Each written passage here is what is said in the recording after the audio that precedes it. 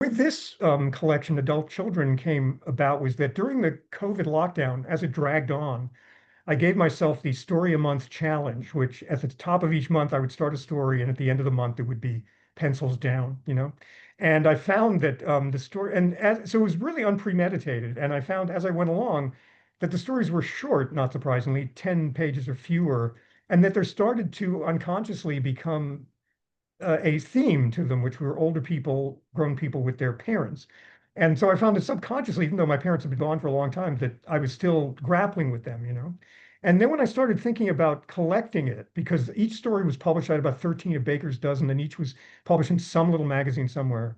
And I started thinking about the collection. I thought, well, we could call it Adult Children, kind of a play on adult children of alcoholics or whatever.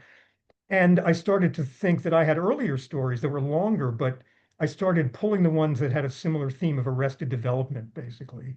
And that's when, I found I had enough for an actual thematically linked collection. But it came from a very methodical, intentional idea of just sitting down and writing these stories to keep busy and not to go nuts during the lockdown. And I think it's a good lesson for people that you shouldn't wait for your subconscious you know, uh, to emerge. You should give yourself sometimes a very um, intentional and not particularly creative, uh, impulse. I'm going to sit down and do this. I mean, I found that a lot of them had to do with men and their fathers, and that a lot of the sort of tussling between these people. Also, a lot of the most of the stories have a certain speculative or fantastical quality, and the ones that were about younger people, I think the two stories that I think are the best ones is in the short part of the book, there's a story called Spirit about a guy who has a very messed up relationship with his old father, and he brings an actor friend of his to sort of play him because the father's losing his mind, and finds that the father starts to love this other guy who he thinks is his son more than him. And then in the longer stories is one called The Freelancer. It's a futuristic story about a young guy. It has a kind of almost Huck Finn quality on purpose, that he's like this orphan who's hired by this group to collect DNA from people who've been sort of blown up in terrorist attacks and things like that. And there's a woman, an older woman who runs who's sort of the Fagin figure, I guess. Or I was using Oliver Twist and Huck Finn and all this, and sort of the relationship that emerges in this futuristic take on sort of classic coming of age stories. So those were the two that I think I'm proudest of in that collection, but they were both from different aspects. One was the short COVID, motivated part of it, and then there were the older stories that I had collected. But I tend to think in terms of fantastical approaches. That's just the way I get into the story. For instance, when I was working in the theater, a director nicely said to me he thought my work was most true when it was least real. And I always think of that because it does free me up. Reality is not something, I guess, is for most writers, something I'm really all that comfortable with. So if I can refract it or somehow alter the reality of it, I can come to the emotional part of it more easily.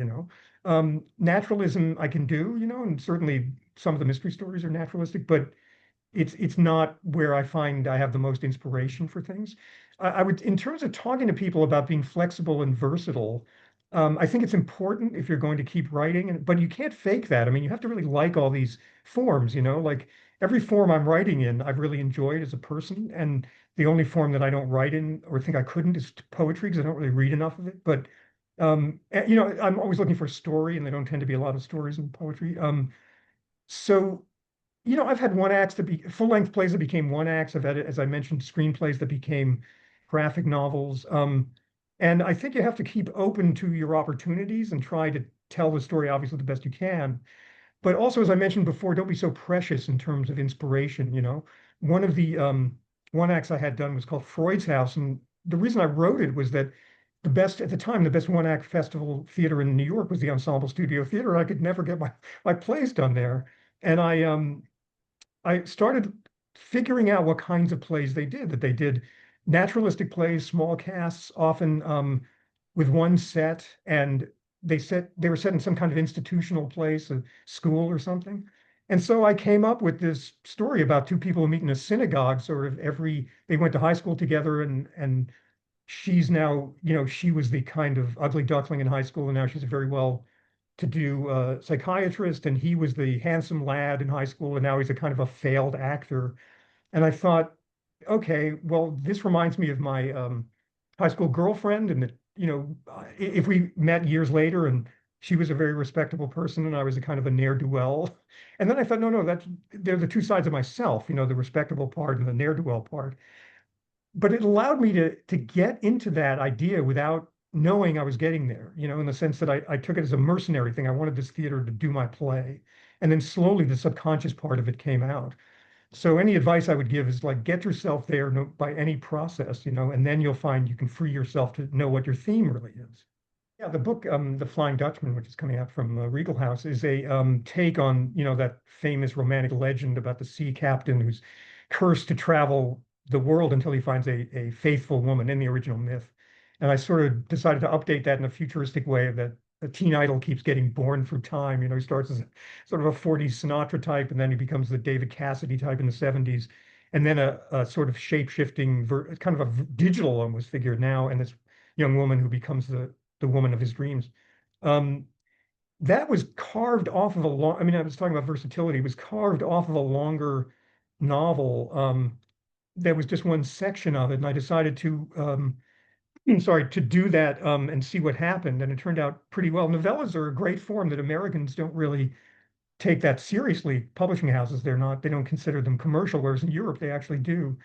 Um, but I always think that some of the books that people read are mostly novellas. I mean, the book that everyone reads is To Kill a Mockingbird. That's basically a novella of mice and men, Goodbye Columbus, all these great books. So I think it's a great form that allows you to do a longer short story without it becoming some 500-page book that you can't read in an hour or two.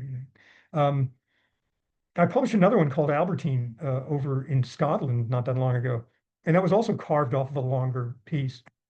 And I think for me, it's been a great form. And again, I wish that more people would do them. But the inspiration came from trying to figure out how you can refract and redo legends.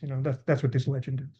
Well, first I read the legend and try to figure it out, and then I start thinking, well, what would be in this case a kind of funny take on the whole thing, and a sort of a mild satire of show business things and new kinds of teen idols and things. And also, I like writing about show business. I mean, you can tell from the Roy Milano books. I think it means a lot to me. It's been a big metaphor for things. So, and I researched how those guys did their shows in the old days and stuff like that, and then how would fame work in it now, and how would a young person approach it.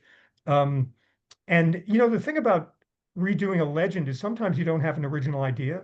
So you have to sort of search around for some, if you want to keep working, to some way you can somebody else's structure that you can put your own work onto.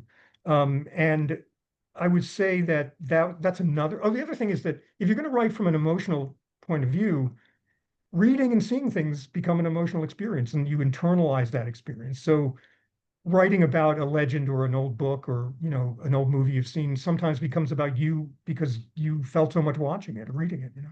So that's what I wanted to do. And I also think, luckily, this is crass, but there's a lot of rebooting of things now and refiguring of things, and maybe legends are part of that. Maybe they look at that and they say, I recognize that and I can publish that.